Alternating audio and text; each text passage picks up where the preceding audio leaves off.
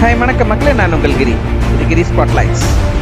இன்னைக்கு நம்ம பார்க்க போகிறது ஒரு குட்டி சமையல் வீடியோ. இந்த டிஷ்ஷுக்கான பேரு கருங்குருவை அவல் பச்சரிசி தோசை.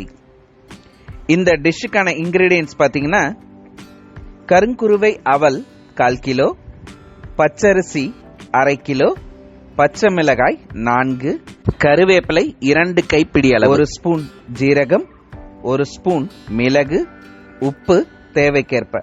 இது எல்லாத்தையும் நல்லா ஊற வச்சு அரைச்சுக்கணும்.